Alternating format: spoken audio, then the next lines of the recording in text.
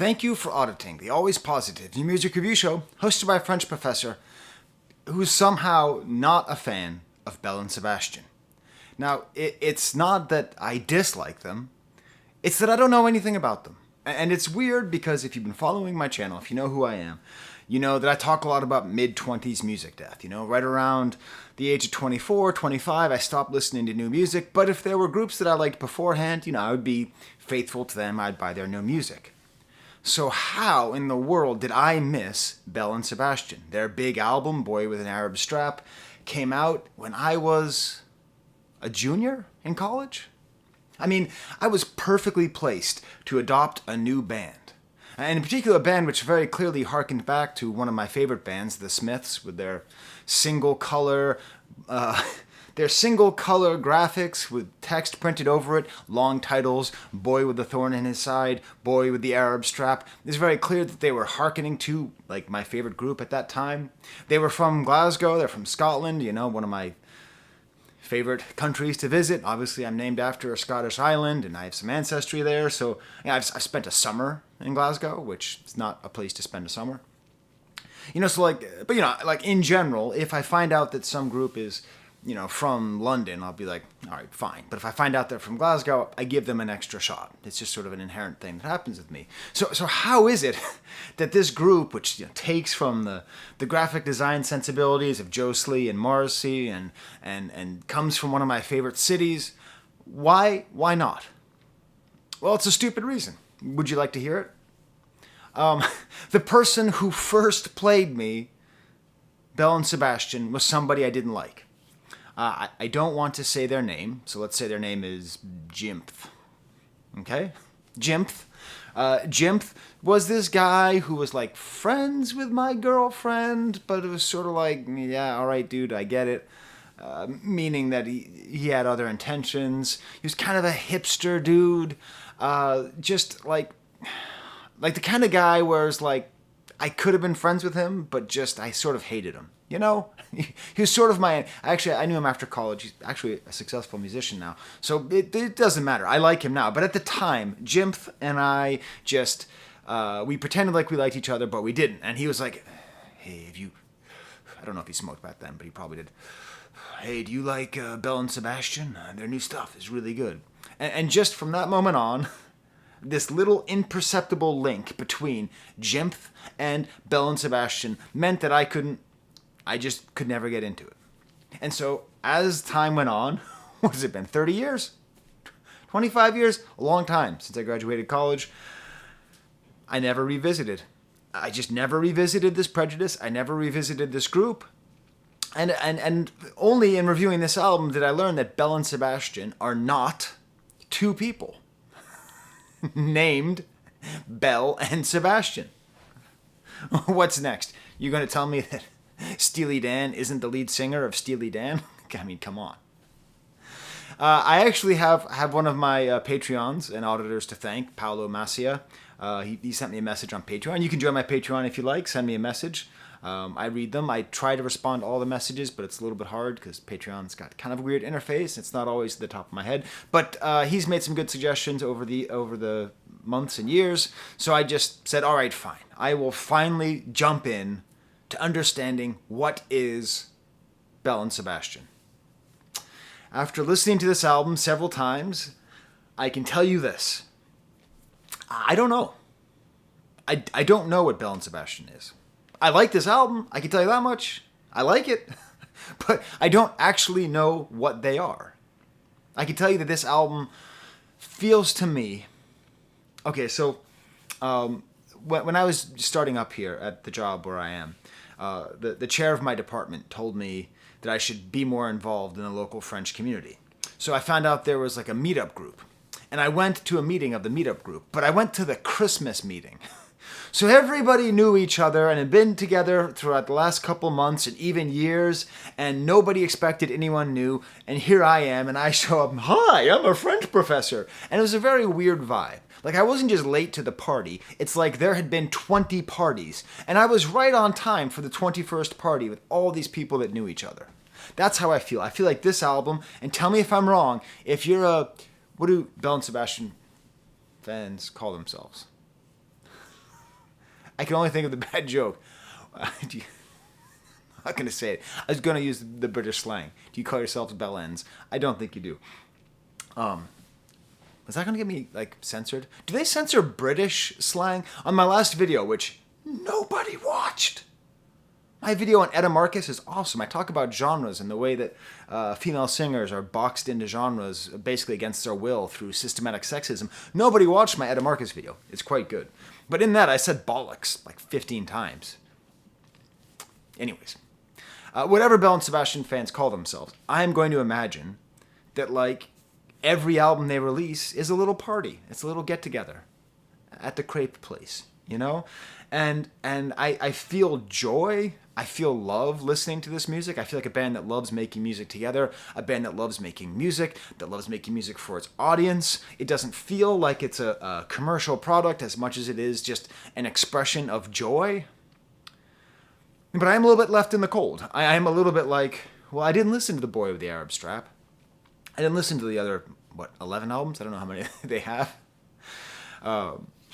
So I'm just left with this very hard to classify album. The thing it reminds me the most of, and this is going to sound harsh. Well, okay, I have two things. One thing that's awesome, and then the other thing which I think is kind of harsh. It sort of reminds me of The Commitments. The Commitments was a Neil Jordan? He's just an Irish director. I don't know who directed The Commitments. But The Commitments was a movie about, like, an Irish soul group. It was the 90s were a weird time. Everyone was really into, like, a certain kind of soul music. And that's what this reminds me of. A sort of very much like hearkening back to soul music. It's not totally in your face. It's not like The Commitments. They're not playing, Mustang Sally or anything insufferable like that. Sidebar, Mustang Sally, easily in the top 5 worst songs of all time, no matter what version it is. That song is garbage. Garbage. I don't care if it's a classic. You better slow your Mustang down. Anyways, so that kind of like British, and I understand they're Scottish, but, I mean in a sort of great British sense, Britishy soul revival? Which, if you were to tell me that, I'd say, this is garbage, I hate it, I'd turn it off, I don't want this. But that's not how I feel. But that's the sort of overriding musical genre that I feel connected to. But then also they kind of drift off into sort of like Britpop at times, sort of just straight pop at times. And I realized the group this reminded me the most of is the Mekons. Now, you might not know who the Mekons are. If you are a Belle and Sebastian fan, do yourself a favor, look into the Mekons' discography. The Mekons have been around for, I think, about 50 years now. They're from Wales and England, all over, and they just make music because they like making music. They have a ridiculously faithful fan base, and if you just take any one album, you can't figure out what genre they are. But every album feels like this. It's like an expression of joy for making music, for having an excuse to tour, for having. So that's my sort of. This is like a successful Mekons.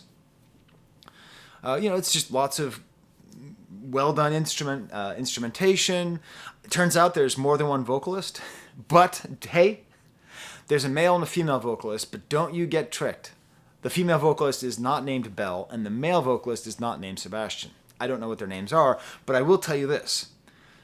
I love their voices. Because their voices are not perfect. Their voices are strained at times. Like, it's clear that they are singing because they are the right singers, not because they are the best singers.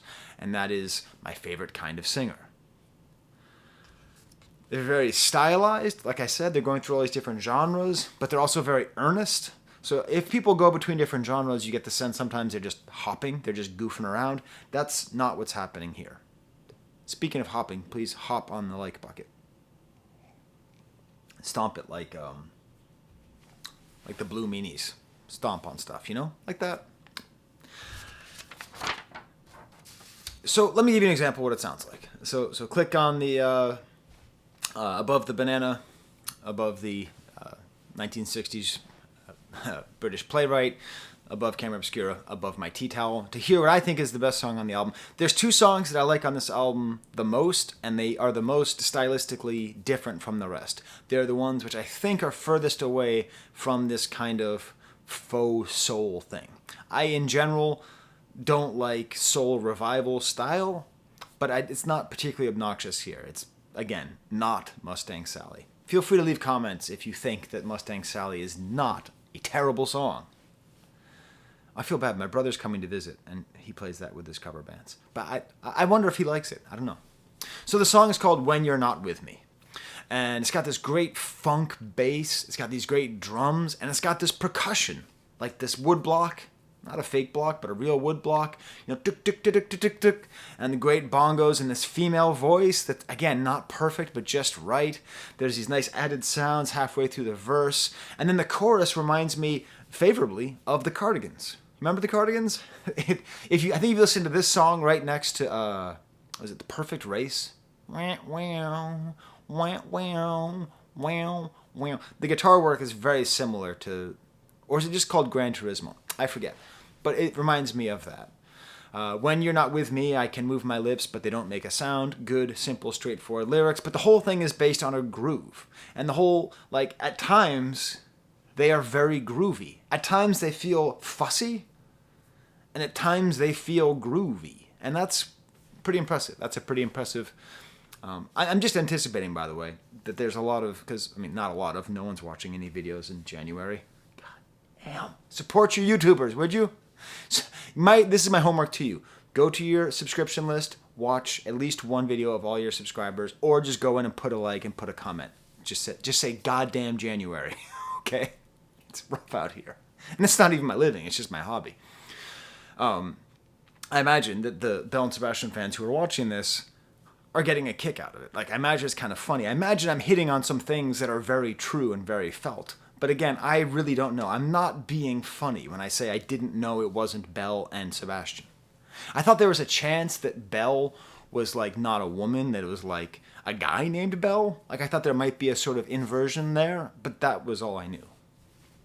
A nice kind of outro here where she's talking about the times in between tick and talk. A simple lyric, but nice. So I'm going to go through the rest of the album a lot quicker. I'm going to start off with the track Juliet Naked.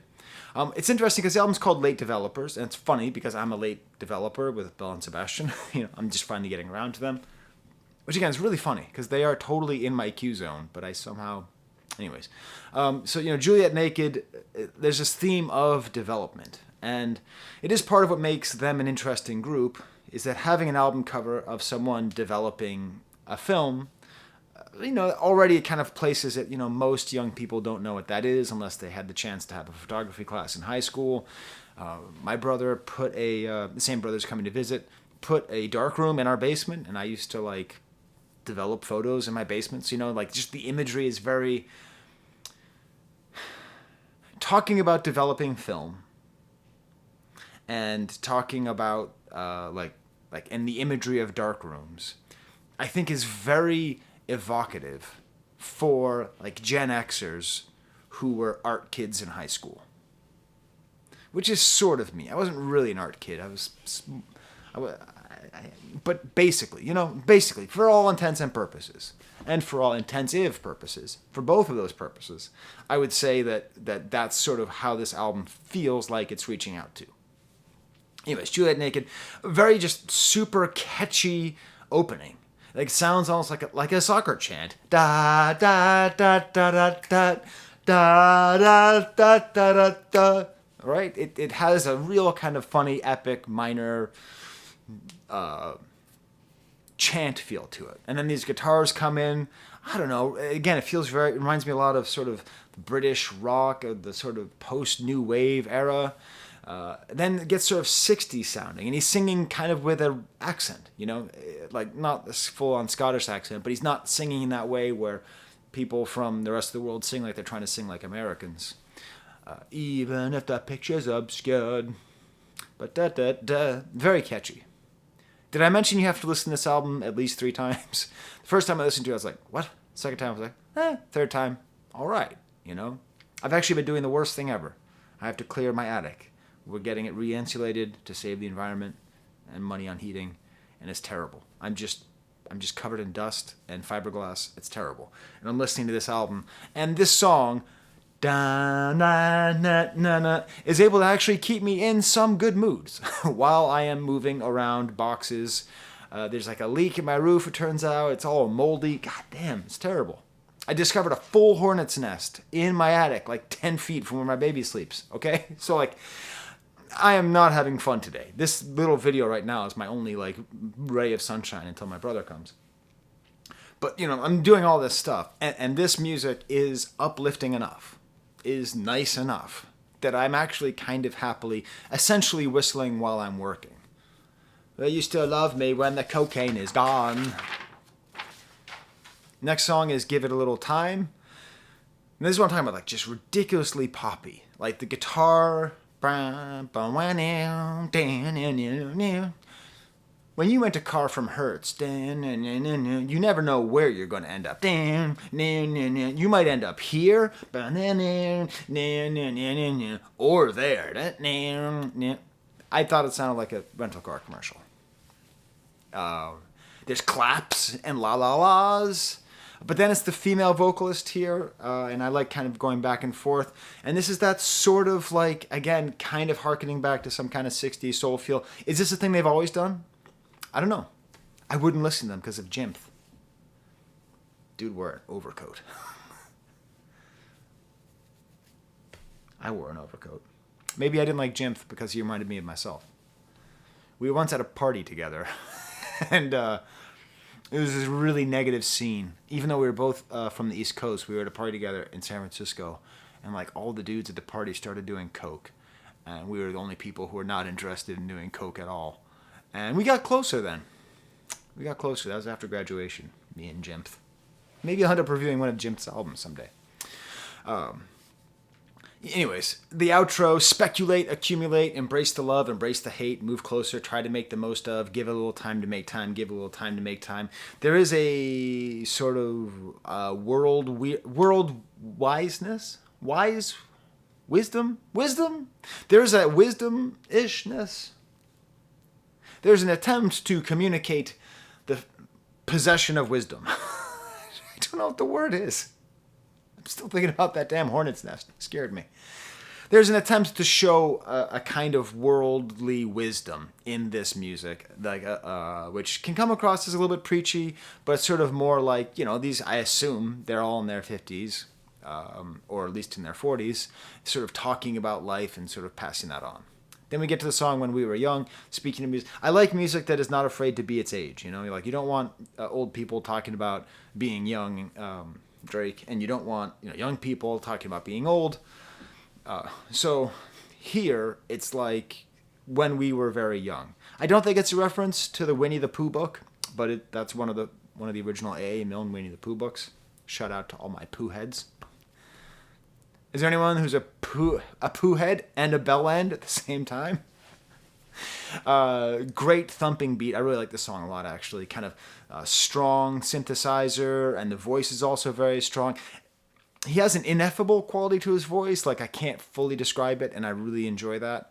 Really epic feel in the chorus with these layers and layers. Catchy and cool, somewhat even haunting. And then we get to this chorus. I wish I could be content with the football scores. I wish I could be content with the daily chores, with my daily worship of the sublime. The way he sings this, again, has it just reminds me of a lot of sort of British rock pop that I've heard over the years. Content with the football scores. And it's a really interesting line. I mean, if we take it sort of line by line, because it seems to me that he's talking about, the feelings of youth and excitement that you have, and then trying to get used to living a life of where you might end up emptying out an attic on a Saturday. And it seems like it's a lack of satisfaction with his life. But what I love is the way that he phrases it. So there's 3 steps. First, I wish I could be content with the football scores, right? He's talking about un-American football, soccer. Which, if you're following me on the other channel, I've completely abandoned American football. I only care about soccer now. I don't know what happened to me. Something happened during the World Cup. So I can tell you, if you're into Scotland, by the way, if you're into Glasgow, and you want to support a team from Glasgow, don't. That's the only answer. Don't support either team from Glasgow, okay? They have way too much significance. If you support one, it means one thing. If you support another, pick another town in Scotland. I support Aberdeen. because I went there once, and it's all gray. It's like it's the most beautiful cement city you've ever seen. Like, imagine if a city was like, hey, cement is beautiful. That's what Aberdeen is. Plus, they're filthy with oil money. It's like Calgary of the old world. Anyway, so I support Aberdeen, but I wish I could be content with the football scores. You know, as you get older, as you enter the bourgeoisie and middle age, you do end up realizing that there's a certain comfort in caring about football scores, caring about sports scores, mundanity to it. Followed up with that, I wish I could be content with the daily chores. That's another part of your life. You know, I fill and empty the dishwasher at least once a day. At least. And when I was younger, I did about maybe twice a week. Maybe. I usually just ate off the same plate because what, am I going to get germs for myself? I had all sorts of great thoughts when I was younger and more wild, you know. Chicken doesn't go bad. It's cooked. These are honest things that would go on in my mind, okay? So we have this sort of like interesting kind of a criticism of sort of fat and bored bourgeoisie doing their chores and football scores. And then he goes to, with my daily worship of the sublime. So with that, he takes us on a complete left turn, and we end up in a much better, more interesting place, where he's acknowledging, I think, that people who settle into middle age and settle into a life of mundane repetition are also perhaps capable of accessing the sublime. I don't know. I could tell you, I have a daily worship of the sublime. I do. Like, my life's great. And I can think about lots of stuff. Not just football scores. Allez, loin. I sometimes wish I was blind to all the future that we left behind. You know, that really is this concept, the future that we left behind, the feeling of loss that you get as you get older of what you could have had. You cannot tell us how much we wouldn't care about all the mindless trivia. Now we've got kids and dystopia. So, yeah. I mean, the good thing is, I don't have dystopia. I do have kids. It's not dystopia. It's narcissistic to think things have never been worse. They've been worse. Anyways, it does repeat the chorus until it fades out. I'm gonna be Judge Reinhold here, and I'm gonna make a determination. Is this an acceptable fade out? Because as you know, it's basically always bad when songs fade out. But I'm gonna judge innocent. It's okay. It's actually good. Because this chorus, having it repeat with this theme of the repetition of daily life, the catchiness of it, I actually like that it fades out. Next song is called Will I Tell You a Secret? I am not putting punctuation because they didn't put punctuation. They didn't put a question mark. Oh, it bugs me. Will I tell you a secret? Will I tell... No, you have to have like a question mark. Unless it's William, it was really nothing. Is that it? Will, comma, I tell you a secret. I don't know. This song is very white. By that, I mean it's like Anglo-Saxon. There's like a certain kind of like British song. My favorite example, I have two favorite examples. Listen to What the Flower People Are Saying by Spinal Tap. I know Spinal Tap is American, pretending to be British, but it works. Basically, most of the music by Traffic that isn't Low Spark of High Heel Boys. And then Anyone for Tennis by Cream. That's the best example. Like a kind of like almost like Britishy folk sound. Like when I say white, I don't mean like a pale imitation of black music, which is usually what you mean when you say music sounds really white. I mean like this sounds like it is almost trying to sidestep the influence of African American music, which is omnipresent in every form of music on earth that, that has a drum in it anywhere. So, it's interesting. I like that. I like that, the sort of faux, folky kind of thing. It's got sort of stop and start. It's got a harpsichord to give you more of that feeling. It's kind of a sweet and funny song. It's a little bit unclear what it's talking about. You are my lover and you are my mother. You are my sister. Whoa. When the ship went down, the world is killing me. I'm off to sea, but my albatross has flown.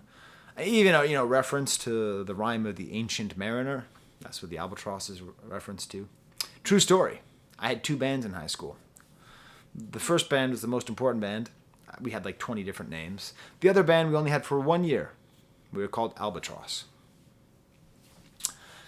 So, the Coleridge, I think it's Coleridge, story about the albatross and the mariner kills the albatross and that causes trouble. So it's okay. I don't quite get it. I don't quite get it. But then it leads in the next song, So in the Moment.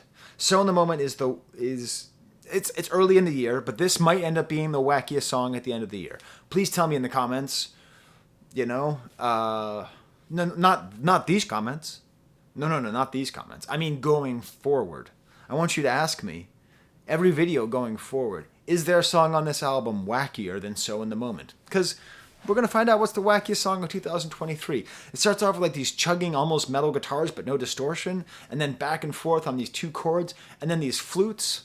At times, it reminds me of like They Might Be Giants, who are coming up a lot on this channel lately. At times, it reminds me of the Kinks. At times, it reminds me of Frank Zappa. And then there's like these weird synthesizers at the end of the phrase. And then he says this one thing that allowed the entire album to snap into focus for me. And if you're still with me, my dear Bellens, you are going to thank me because of this analysis. He directly references, I want to jump in like McCartney with Wings. He's making reference to the song Letting Go. This is the key to the whole album. Have you heard the song Letting Go? So Wings is Paul McCartney's solo band. A very hard band to listen to, even though a lot of their music is great. But it's like it's exactly in the same register as this album. That song, I think, is the template for this entire album. That Paul McCartney song is kind of a soul song, kind of a pop song. It was supposed to be a big single. It didn't take off. Paul McCartney has a lot of great solo music. I prefer his solo music when he is by himself in a room, not when he's with Denny McLain. That's a pitcher for the Tigers. Who's the guy from my brother's coming soon. He'll tell me all the members of Wings. But the point is, like I don't really like a lot of his stuff with Wings. The album comes off of Venus and Mars. I remember not liking very much. But still, this kind of the amount that Letting Go harkens to soul music without being a sort of pale Mustang Sally imitation is exactly the same way that most of this Belle and Sebastian album is. So it's very interesting.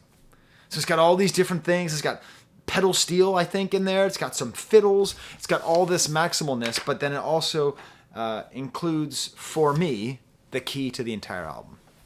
Unsettling outro, Don't You Let Me Down Again. Then we get to the next song, Evening Star. I hate this song. I'm sorry. This is a positive review channel, but this is the most to that commitments thing. I don't know. He starts like singing low and then high. Hate it. Hate it. Do not like the song. I'm sorry. All you Sebastianites. Next song is The Stamp, which I like. Then we get to I Don't Know What You See in Me. I have a kooky theory about this. A very 80s triumphant opening. Very 80s sounding. It reminds me a lot of ABBA. I think this is intentionally trying to sound like ABBA, and I think it is in conversation with the best song off of ABBA's last album from a couple years ago, I Still Have Faith in You, because the songs are in conversation, to me. Who knows? I could be so wrong. I'm sorry. I'm sorry to both Belle and Sebastian for my incorrectness. But I Don't Know What You See in Me, and I Still Have Faith in You feel like a conversation with each other. He sings with almost a lisp. I don't know if this is a thing that he does sometimes. Some of the singing is like awfully precious, like For Your Love Is True Indeed. But the whole thing is very cute. It has like a la-da-da-da-da going on here. I really enjoy this song a lot. It might sound like I'm making fun of it, but I mean it, when I say it sounds like ABBA, I mean that in a good way.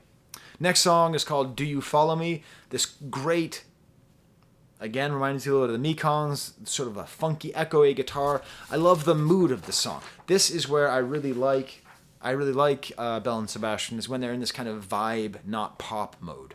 Kind of a simplicity, reminds me a little bit of sort of like disco in a good way, sort of like Blondie style disco, waiting like a coiled spring for the phone to ring. Even that's just sort of a, like using the word coiled and phone makes you think of phone chords. It has kind of that. There was a kind of disco that came out that was sort of post-punk disco, and it feels like it's like that. When the Cynics Stare from the Wall is thank you. Can I finally get a Smiths title for a song? I've always just associated Belle and Sebastian as being a Smiths-like band, which they're not. I don't know. I mean, I can't. Who can blame them for stealing the Smiths aesthetic? It's beautiful. I mean, more bands should do it. Morrissey and Joe Slee did amazing work together. But when you look at the album titles, the song titles, none of them jump out. Like A Rush and a Push and The Land Is Ours or whatever. But here we have When the Cynics Stare from the Wall. Kind of a country western song, again with sort of a lisp, again sort of a punchline like many country western songs have. When the cynics stare from the wall, it's no fun at all. Makes reference to a puppy with a broken leg. My dog Bo has a hurt leg, so that made me sad. Kind of a nice message in this final verse. Then we get to the final song, Late Developers, like I am late to develop my interest in Belle and Sebastian. What the hell? What is this? It's not bad, but what is it? Very rarely do I hear a song and go, this could use some steel drums. That's what this song is. It's like happy island rhythms. This, again, ties me back to the Mekons, because the Mekons are the kind of band that are not afraid to just do this wild stylistic shift just for fun. This feels to me like this is a song for a concert. Like, I anticipate people being in the stands, just like cannot wait. Like, if I was a Sebastianite, if I was a Belle End, I would be so psyched to hear this song. Live inside your head, get outside your bed. What? Live in... What? Have you thought of this? The object of your love probably don't exist. What? I don't know. And then we have, like, gospel singers, and the whole thing just has this, like, triumphant outro feel. So, what was I expecting? I was expecting a kind of dour, unsuccessful imitation of the Smiths. And instead, what I got is this genre-hopping, joyous, musically interesting, at times frustrating work of a group that I like. Turns out I'm a fan. As always, you can tell me in the comments what are the Belle and Sebastian albums that I should pick up on. That I would like the most. These are my Patreons. They help me buy money. Can you tell I'm tired? They help me buy money. Hey, thank you for helping me buy money. They help me buy albums by giving me money. So you can go to my Patreon. I put up some cool videos. My last video, I talked about when I got cheated on in high school. I'm not going to talk about that on this channel. Hey, maybe I'll tell a story of Jimph. Huh? We all want to know about Jimph. It's not even close to his name, by the way. All right. Well, until next time. When I hit stop on this video, that means I have to go back into the attic. Can I just, talk more to you? What else can I review? From the Banks of the Muddy Wishkah, the live album from Nirvana, I'm going to tell you a true thing about this album. I've never listened to it. I own this CD. I've owned it for 30 years. I've never listened to it. I've never even put it in. Maybe I'll put it... What else can I do here? I've never been to John O'Groats in Scotland. Oh, you ever seen this? You know how everyone loves John Wick, right? The Keanu Reeves revenge fantasy? Which I taught a lot of men about homosexuality. Like, John O'Groats is right above the town of Wick. So I'm positive that whoever it is that wrote the John Wick script just had John Wick. Here's some places I've been in Scotland. I've been to Skye, obviously. That's the island where I'm from. I've been to Islay. I've been to Jura.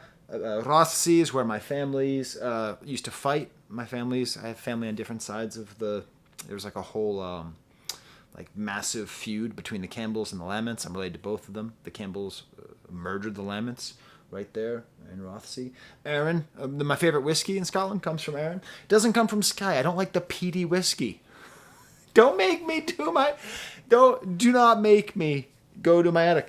I've been to Glasgow. I've been to Edinburgh. Obviously, I've been to Perth. You know what I did that was fun? I went to Dundee, because that's where some of the members of AC/DC are from, and I bought Dirty Deeds and the Dun Dirt Cheap. So I cranked up Dirty Deeds and the Dun Dirt Cheap in Dundee, which is funny because of Dirty Deeds and I've been Dundee. That was pretty fun. Obviously, Aberdeen, my favorite team. Place. I've been to the Inverness.